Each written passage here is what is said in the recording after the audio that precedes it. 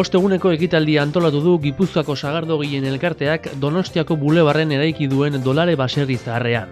Abenduaren 4tik 8 arte zabalik izango da apurua. Festa giroan sagardoaren kultura jendeari zabalduz eta iragana eta oraina elkartuz. Sagardo apurua da lehendabiziko zizarrak ekartzen dira basarrira, Donostiko basarri sagardotegira, eta hor ematen da probatzen etortzean guztiai, nahi duen guztiari. Bai, azkenen egiten zen apurua zen, saldu behar zen sagardua, aurretikan ematea probatzea, ez? Eta orduan pixkat nahi duna da berreskuratu ohituroi, ez? Garai baten, orain dela 300 urte, bideo garraioa urumea zen, hemen, den herrioa zen. Orduan herriotikan ematen zen genero guztia, basarretikan, industriatik eta dana, bai burnia, harria, ondarra, eta batez ere sagardoa. Orduan, bultzatu nahi dugu sagardoaren garraioa, nola izan zen. Sagardua herri guztitan, etxe guztitan eaten zen, eta gero ternuako arrantzalen bidaiak eta hoi hornitzen zian sagardoarekin bai. Orduan, sagardo produzioa 16. mende hasiera hortan izugarrizkoa zen, ez?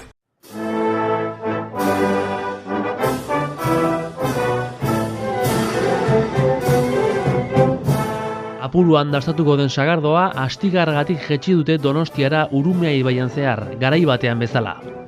Albaola itsas kultur faktoria eta Lizeaga eta Petritegi sagardotegiak izan dira ekimen hori aurrera eraman dutenak. Guretzat sagardoa da ere marinelen edaria. Garai hartan itsasgizonek hori ematen zuten. Gaina oso kurioso da nola beste lurralde batzutako marinelak Euskalontzitan etortzen zianian esaten zuten baina zer da, honik ardoa nahi dut eta etzeuden ohituta, ez? Hemengoak sagardoa zen, beraientzat txikitatik hartzen zuten edaria, ez? Horrek ematen ziren adibidez aukera, bidai luzetan, ternuara joaten zianian, igual 6-8 aste itsasontzi batean, eta ez ziren gasotzen.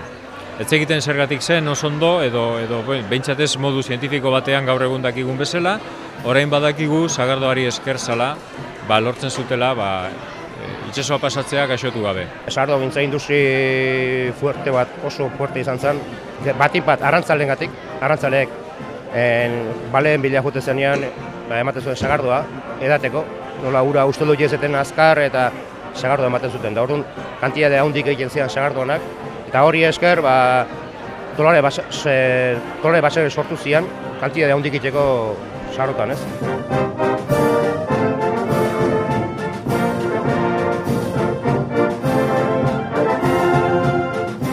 Gure hiriaren historia ezagutzeko baita ere, ez? Donostiak izan du oso lotura estua sagardoarekin betidanik, Aieteko inguru horretan eta hainbat basarri izan dira sagardotegi izan direnak, eta gaur egun generazio berriek batez ere segurazki hori ez dute ezagutu. Eta horredako gauzek laguntzen gaituzte ezagutzera baita ere Donostia zer izan zen, ez? Orain da ez hainbeste.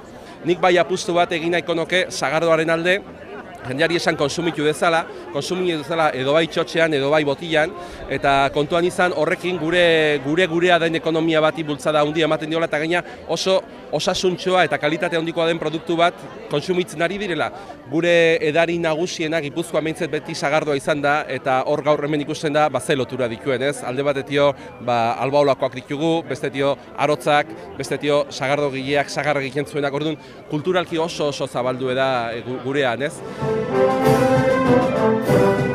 Abenduaren 8 arte, 5 eguneko egitarau zabala izango du 3. sagardo apuruak. Festa giroa eta sagardoaren historia eta kultura uztartuz.